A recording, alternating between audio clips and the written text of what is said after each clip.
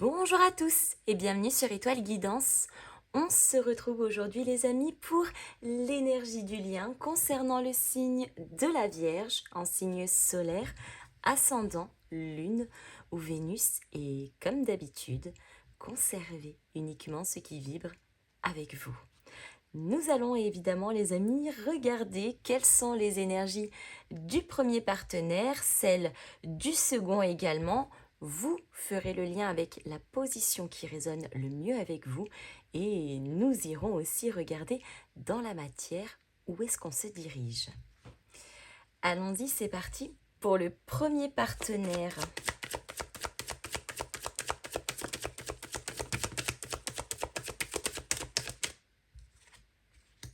L'arme. Ok. Bon, ça vient titiller là, chez le premier partenaire. Alors, avec l'arme, on pourrait notamment nous parler peut-être de certaines remontées, de blessures, de trahison qui est encore en travail, ou peut-être aussi également celle de l'injustice.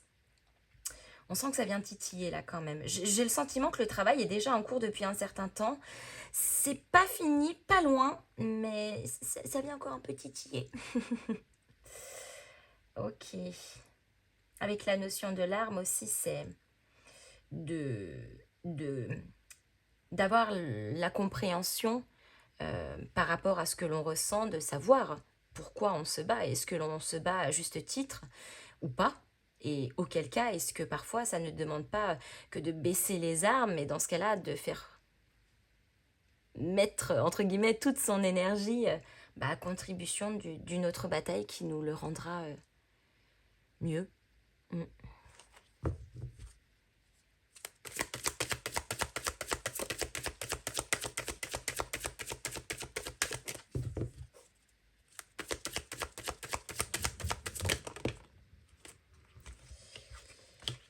Le saut, la mutation.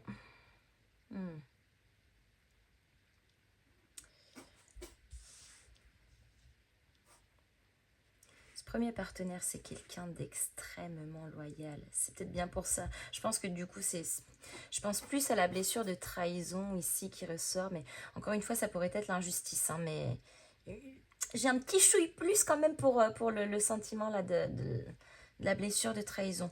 C'est quelqu'un dans le profil qui est très engagé. C'est quelqu'un d'extrêmement loyal. Et je pense aussi que c'est quelqu'un qui digère très mal le fait qu'on n'ait pu soit le ou la trahir, ou en tout cas qu'on ait pu le percevoir ainsi. Mais visiblement, c'est quelqu'un qui est en train de travailler davantage là-dessus. Pour justement transmuter, guérir également, évoluer. Je sens dans l'énergie de ce premier partenaire, c'est quelqu'un qui prend beaucoup sur lui ou sur elle. Hein.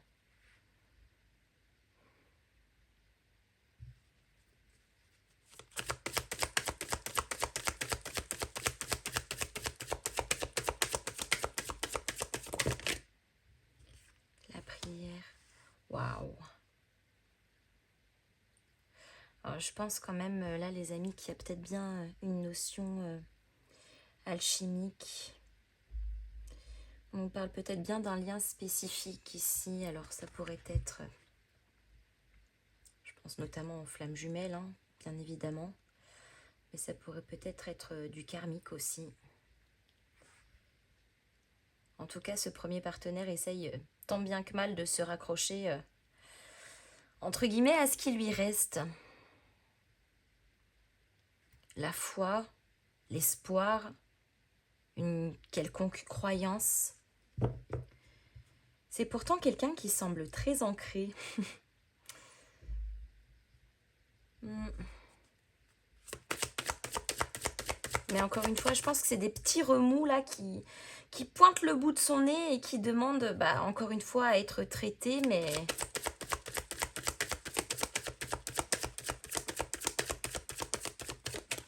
Mais bon, même si ce n'est que des petits remous, soyons honnêtes, c'est pas agréable quand même. Hein.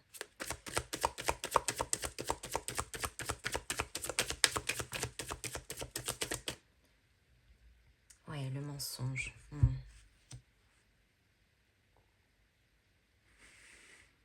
C'est quelqu'un qui cherche la vérité. Alors, est-ce que c'est la vérité à travers peut-être le second partenaire? Est-ce que c'est une vérité à travers le lien qu'on entretient? Est-ce que c'est une vérité que ce premier partenaire cherche à travers lui ou elle-même aussi? Le fait peut-être aussi d'arrêter de se fourvoyer et d'avoir fermé les yeux et peut-être même de s'être trahi soi-même, parfois ça arrive. Mais c'est quelqu'un qui digère très mal, en tout cas, cette notion de trahison. Et encore une fois que cette notion ait été en lien avec le second partenaire ou avec lui ou avec elle-même, de ce partenaire-là, c'est quelqu'un qui a du mal à avaler la pilule. Hein. Quelqu'un qui s'est trahi soi-même ou quelqu'un qui a le sentiment qu'on l'a trahi, ça passe mal. Ouais. Foudre. Quelqu'un qui cherche la vérité, ben, je pense que là, le premier partenaire va pas tarder à l'avoir. Hein. Et elle va un peu frapper au visage, entre guillemets. Je pense que ça va faire tout drôle. Alors, je pense que... Alors, ça pourrait être une vérité, un éclair de conscience, une évidence qui apparaît, mais pour ce premier partenaire, ça va secouer quand même. Surtout dans le fait de comprendre réellement ce qui se passe, que ça descende réellement en conscience. J'entends grincer des dents, alors peut-être que... Je pense que ça fait pas très plaisir, hein. Mais si une vérité doit éclater, c'est que il y a quelque chose à voir, à entendre, à savoir ou à comprendre.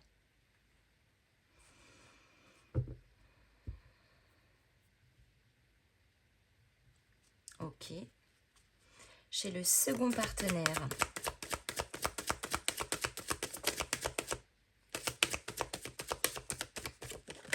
En tout cas, une bonne chose, c'est qu'encore une fois, les énergies là ne sont pas à l'arrêt, en tout cas.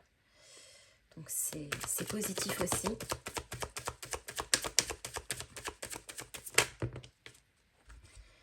Alors, chez le second partenaire, nous avons la naissance, la science.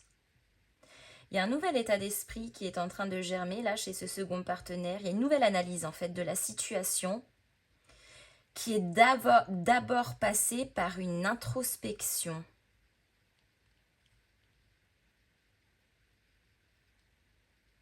Ok.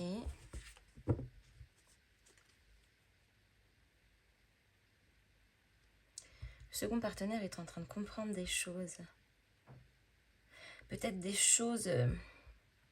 Là, c'est comme si on ressentait des choses nouvelles qu'on ressent. Enfin, qu'on comprenait des choses nouvelles que l'on ressent plutôt au fait. Pour l'instant, chez le second partenaire, c'est plutôt fluide. Hein. Je dis bien pour l'instant. On va aller jusqu'au bout, mais...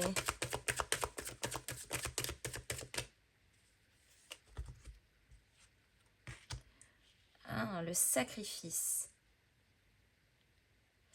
Ouais, c'est quelqu'un qui a déjà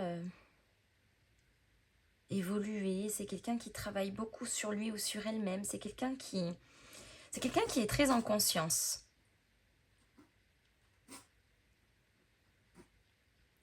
Et je pense que ce second partenaire, c'est récent, mais j'ai le sentiment qu'on sort effectivement d'une énergie qui était jusqu'à maintenant sacrificielle, mais c'est vraiment on vient vraiment à peine de clôturer, et c'est vraiment le début où on repart ici. Où justement on est prudent à ne pas reproduire les mêmes erreurs, à ne pas dépenser notre énergie comme on aurait pu le faire avant et qui nous mettait dans une quelconque énergie de sacrifice, de frustration, de tension, etc. C'est quelqu'un qui s'auto-analyse et qui arrive davantage à se comprendre. Et on a l'éternité. Ouais, je pense qu'il y a une notion alchimique, les amis. Hein. N'hésitez pas à me dire dans les commentaires, alors encore une fois, hein, sans rentrer trop dans les détails, car il s'agit de votre vie personnelle, mais n'hésitez pas à me dire déjà peut-être dans quelle position vous vous retrouvez le plus. Est-ce ce premier partenaire ou est-ce le second? Et si simplement ça vous parle. Ouais, l'éternité, l'épreuve.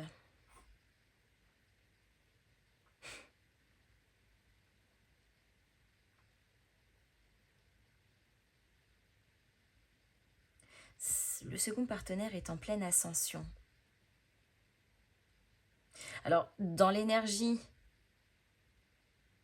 c'est moins, entre guillemets, alors c'est pas vraiment violent le mot, mais bon, là on sent que les petits remous, ça peut tendre un petit peu, hein, ça peut mettre sous tension, notamment avec l'énergie de la foudre en plus qui ressort ici pour le premier partenaire. Chez le second partenaire, c'est entre guillemets moins violent, mais dans la tête, ça fusionne, ça réfléchit, ça introspecte, ça analyse, ça se projette, ça cherche.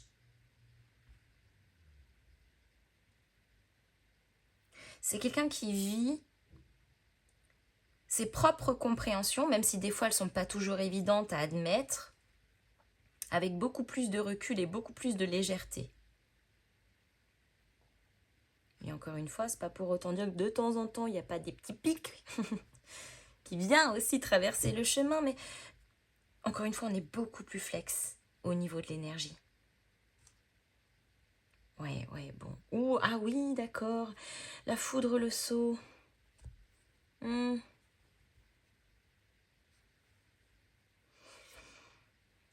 peut-être même des prises de conscience quant à ce qu'on peut vivre, mais quant à ce qu'on peut entretenir de manière commune dans ce lien-là aussi. Et je pense que la foudre, elle va venir mettre en lumière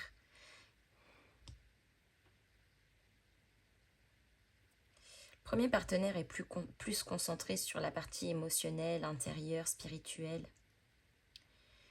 Le second partenaire est plutôt concentré dans l'organisation, dans l'analyse, dans la recherche. Donc on n'est pas tout à fait au même endroit et l'un et l'autre. Mais ça, s'il y en a un qui va plus vite que l'autre, on va le faire un petit peu freiner, puis l'autre, on va lui mettre un petit coup de pied aux fesses pour qu'il avance plus vite.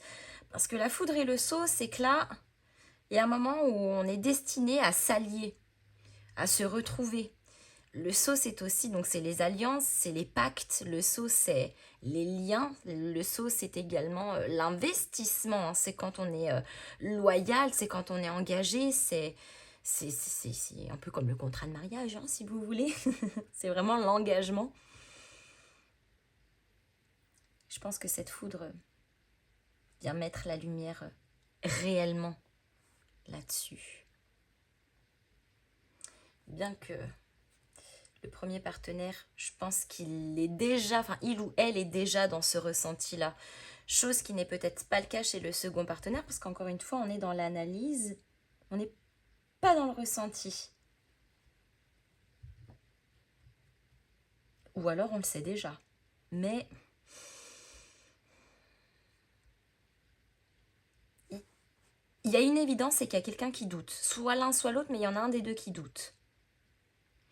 Alors c'est soit le premier partenaire doute et que le second est bien plus avancé, ça expliquerait pourquoi on a passé cette étape-là et pourquoi du coup on revient à ça pour mettre en lumière à ce premier partenaire, ou alors, le premier partenaire est plus éveillé émotionnellement, spirituellement, etc. que le second qui, lui ou elle, est plus avancé dans la théorie, dans la pratique, dans l'analyse. Et n'a peut-être pas encore compris l'émotionnel, le spirituel, etc. Donc je pense que cette énergie va venir rééquilibrer aussi l'énergie de et l'un et l'autre pour pouvoir justement à un moment donné se rejoindre. Dans la matière, où est-ce qu'on se dirige ?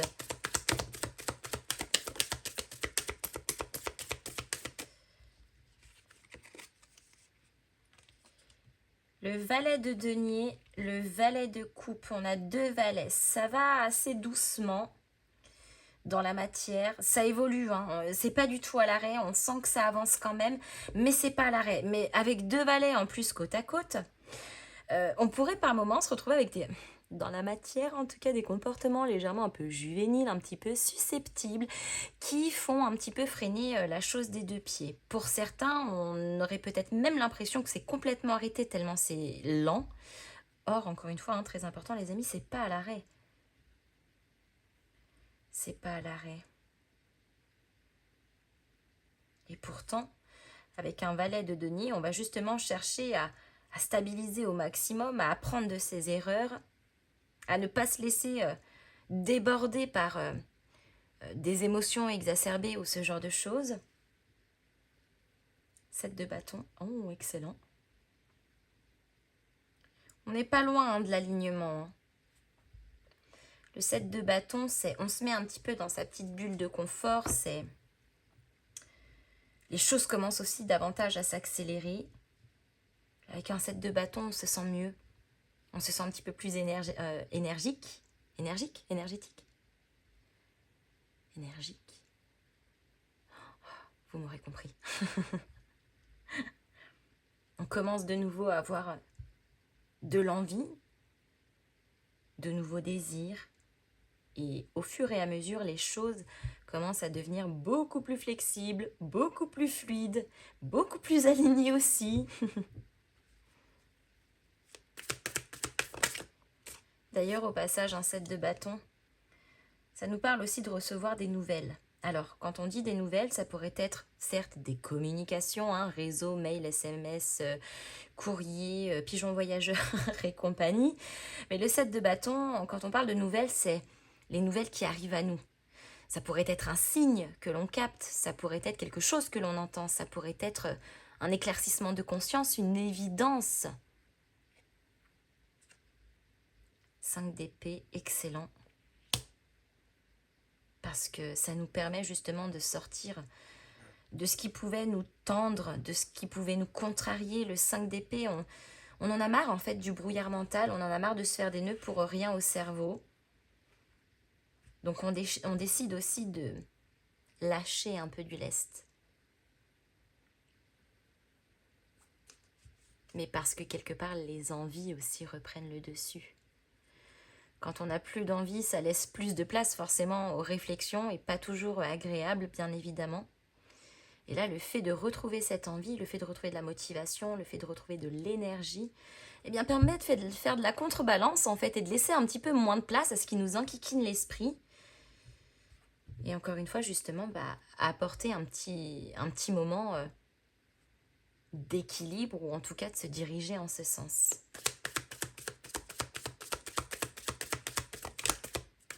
Et on a l'étoile. Ouh! L'étoile, le signe du Verseau, les amis. Alors peut-être que ça dure depuis cet hiver. Je verrai peut-être décembre, janvier, février, pardon, qui est la période pleine du signe du Verseau. Ça pourrait être aussi bien évidemment en lien, vous ou la personne en face qui avait du Verseau dans votre thème astral. Mais l'étoile, en tout cas, c'est de toujours garder espoir. L'étoile, c'est celle qui vous guide dans la nuit noire. Les étoiles, c'est ce qui relève de l'impalpable. Et pourtant, elles sont là. On ne peut pas les toucher, on ne peut pas les entendre.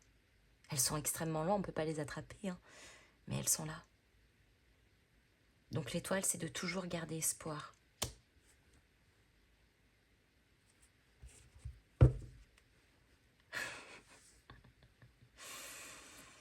Et on a le soleil. Retour à la lumière, retour à la clarté, de la chaleur à l'intérieur de nous. Après la nuit sombre que l'on vient de traverser, le soleil se lève enfin.